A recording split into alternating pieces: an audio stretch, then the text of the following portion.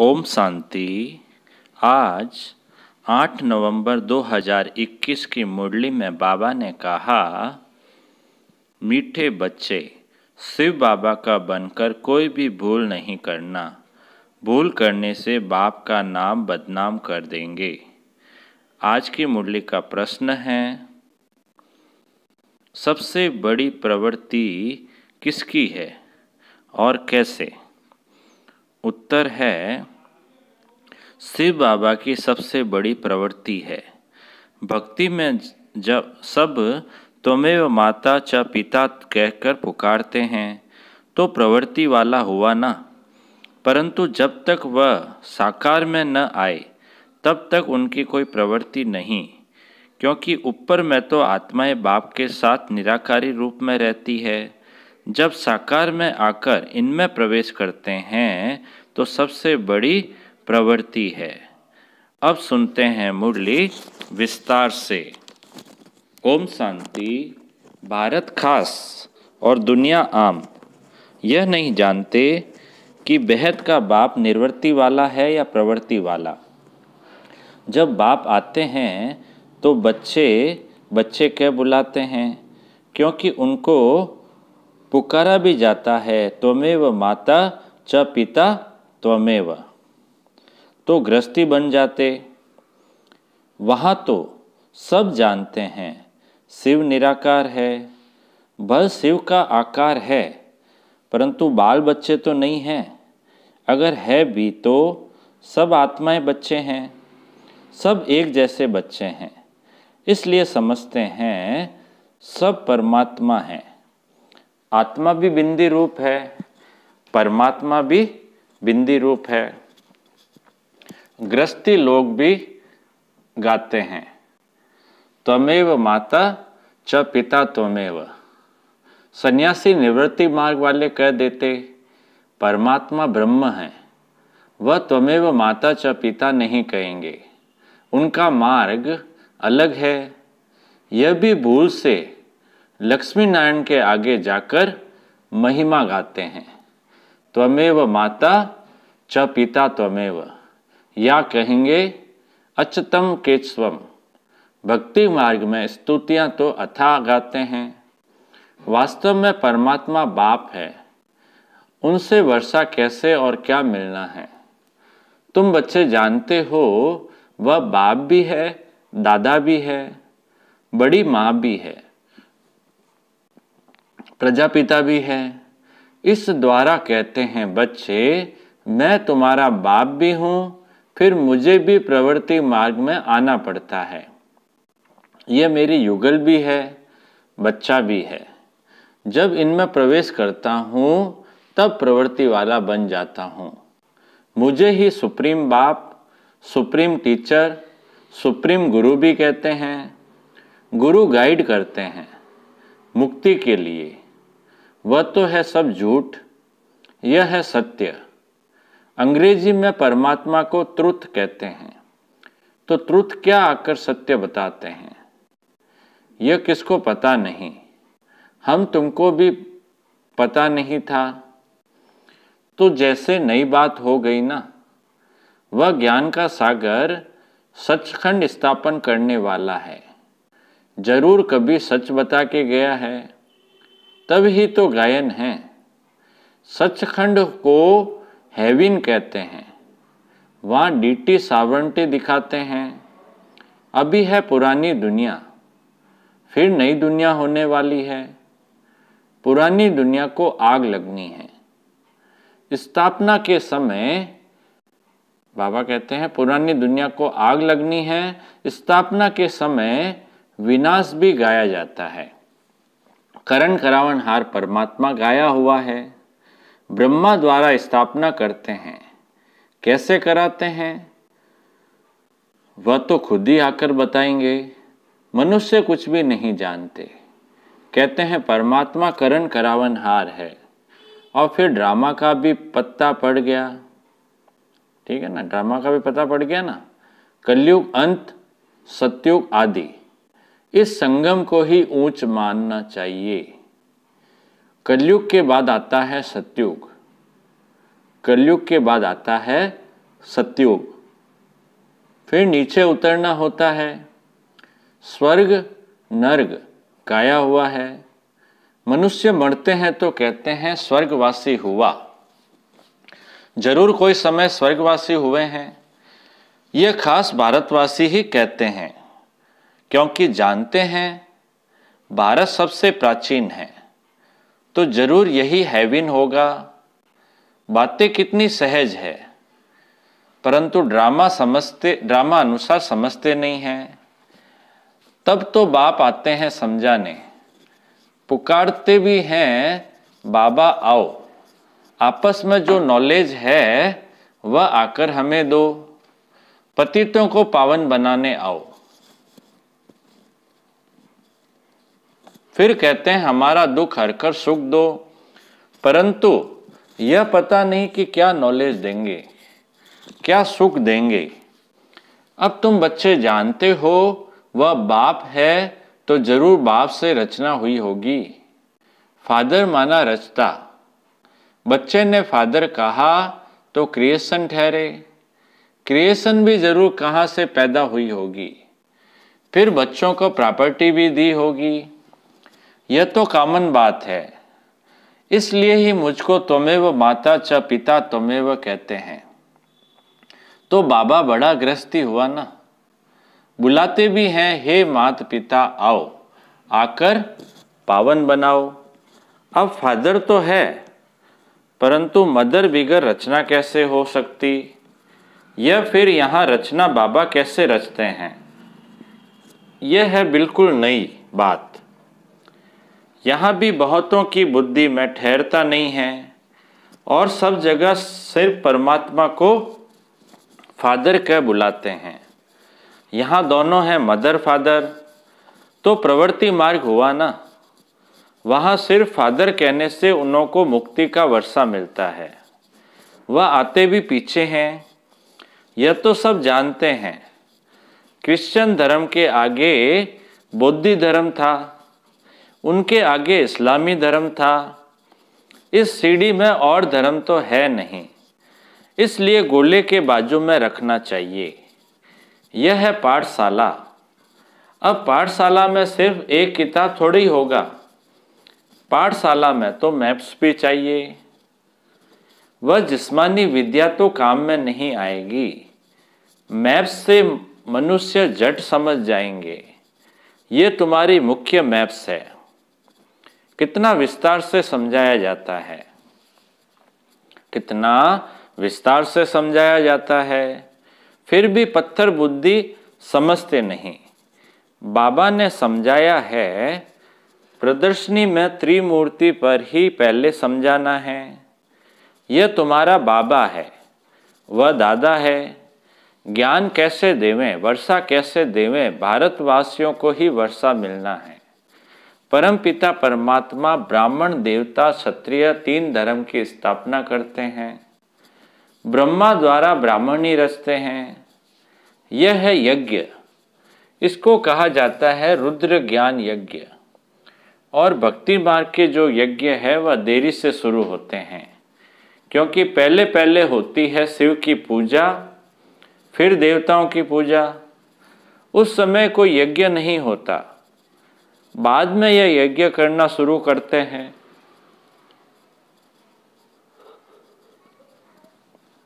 पहले देवताओं की पूजा करते हैं, फूल चढ़ाते हैं। अब तुम पूजा लायक नहीं हो। लोग शिव के ऊपर जाकर अक धतूरा क्यों चढ़ाते हैं। बाप समझाते हैं तुम सब काटे थे, उनसे फिर कोई सदा गुलाब, कोई गुलाब, कोई मोतिया बनते हैं, कोई फिर अक के फूल भी बन पड़ते हैं। कोई काम के नहीं रहते। शिव बाबा पर जब काटे, शिव बाबा पर सब काटे चढ़ते हैं, फिर उन्हों को फूल बनाते हैं, परंतु फूलों की भी वैरायटी बन जाती है। बगीचे में वैरायटी फूल होते हैं ना, तुम्हारे में भी नंबरवार है। कोई तख्त नसीन बनेंगे, कोई क्या बनेंगे, यह सब बातें बाप ही समझाते हैं और कोई समझा न सके। भक्ति मार्ग कितना लंबा चौड़ा है, परंतु उनमें ज्ञान जरा भी नहीं। सतयुग में देवी देवता थे, कलयुग में एक भी देवता नहीं। कलयुग में एक भी देवता नहीं, तो जरूर परमात्मा ने मनुष्यों को देवता बनाया होगा। तो बाप आकर ऐसा कर्म सिखलाते हैं जो मनुष्य सीख कर देवी गुण धारण कर देवी देवता बन गए। और धर्म वाले क्या सिखलाएंगे? क्योंकि उन्हों को तो ऊपर से उनके पिछाड़ी में आना है, तो वह सिर्फ पवित्रता का ज्ञान देते हैं। क्राइस्ट जब आता है तो क्रिश्चियन तो कोई है नहीं, ऊपर से उनके पिछाड़ी आते हैं, ऊपर से उनके पिछाड़ी आते हैं। बाबा ने समझाया है मुख्य धर्म है 4। जो धर्म स्थापन करते हैं उनका जो शास्त्र है उनको कहा जाता है धर्म शास्त्र।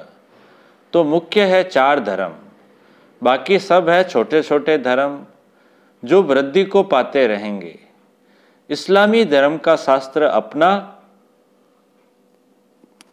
बौद्धियों का अपना। तो धर्मशास्त्र सिर्फ यही ठहरे, तो धर्मशास्त्र सिर्फ यही ठहरे, ठीक है ना। ब्राह्मण धर्म तो अभी का है, वो लोग गाते हैं ब्राह्मण देवता नमः।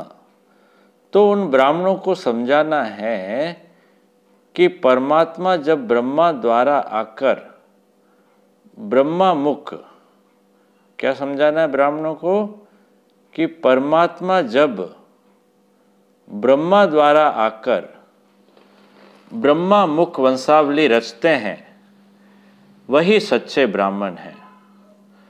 तुम तो प्रजापिता ब्रह्मा की औलाद हो ही,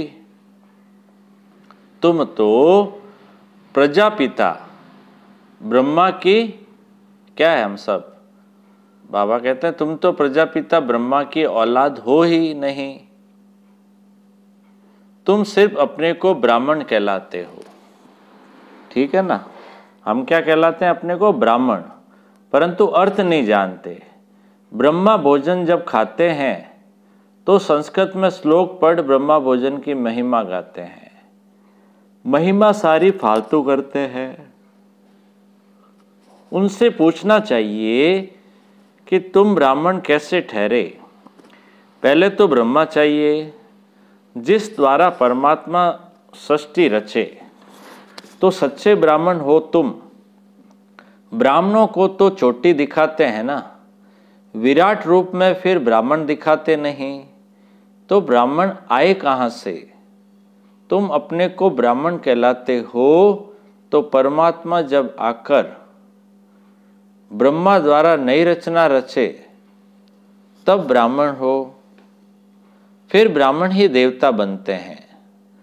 ब्राह्मण होते ही हैं संगम पर। कलयुग में सब शूद्र है, ब्राह्मणों की बहुत महिमा करते हैं।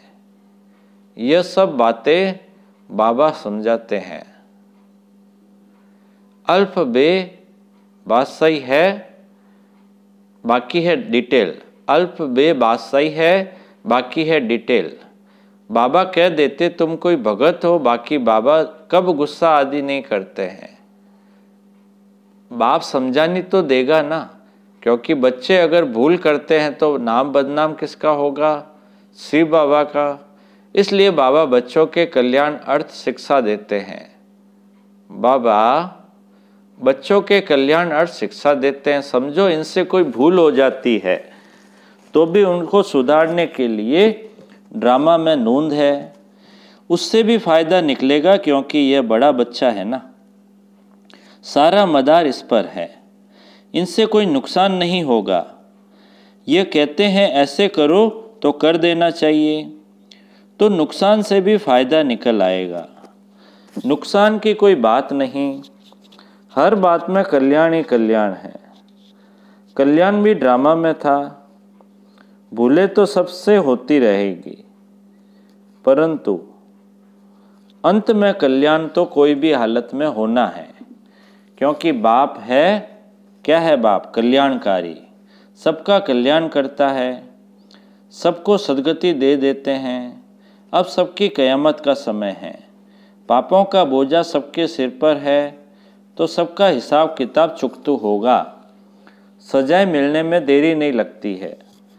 सेकंड में जीवन मुक्ति मिलती है तो क्या सेकंड में पापों की सजा नहीं भोग सकते हैं? जैसे काशी कलवट में होता है, शरीर छूट जाता है, परंतु ऐसे नहीं शिव बाबा से जाकर मिलें। नहीं, सिर्फ पिछला पापों का हिसाब चुकता हो, फिर नए सिर शुरू हो जाता है।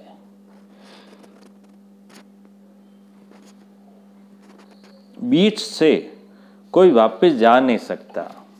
बल ज्ञान सेकंड का है, परंतु पढ़ाई तो पढ़नी है। रोज शिव बाबा की आत्मा जो ज्ञान का सागर है, वही आकर पढ़ाते हैं। कृष्ण तो देहधारी है, पुनर्जन्म में आते हैं। बाबा तो अजन्मा है, जिसको पढ़ना नहीं है वह तो जरूर विघ्न डालेंगे। अबलाओं पर अत्याचार होंगे। वह सब कुछ हो रहा है कल पहले मुहाफिक। असुर कैसे हंगामा करते हैं, चित्र फाड़ते हैं, कोई समय आग लगाने में भी देरी नहीं करेंगे। हम क्या करेंगे? अंदर में समझते भावी, बाहर में पुलिस आदि को रिपोर्ट करनी पड़ेगी। अंदर में जानते हैं कल पहले जो हुआ था सो होगा। कल पहले जो हुआ था सो होगा। इसमें दुख की कोई बात नहीं। नुकसान हुआ, धोबी के घर से गई छू, फिर दूसरा बन जाएगा। बाबा ने कह दिया है, जहां प्रदर्शनी आदि करते हो तो 8 दिन के लिए इंश्योरेंस करा दो। कोई अच्छा आदमी होगा तो चार्ज भी नहीं लेगा। न इंश्योरेंस किया तो भी क्या होगा? फिर नए अच्छे चित्र बन जाएंगे। कदम कदम में पदम है। तुम्हारा कदम कदम, सेकंड सेकंड बहुत वैल्यूबल है। तुम पदमपति बनते हो, 21 जन्मों के लिए बाबा से वर्षा लेते हो, तो कितनी अच्छी रीति समझाना चाहिए। वहाँ स्वर्ग में तुम्हारे पास अनगिनत धन होगा, गिनती की बात नहीं। तो कितना बाबा तुमको धनवान सुखी बनाते हैं। इनकम कितनी बड़ी है, प्रजा भी कितनी साहूकार बनती है। यह है सोर्स ऑफ इनकम। 21 की पाठशाला। पढ़ाता कौन है? बाप। फिर ऐसी पढ़ाई में गफलत नहीं करनी चाहिए।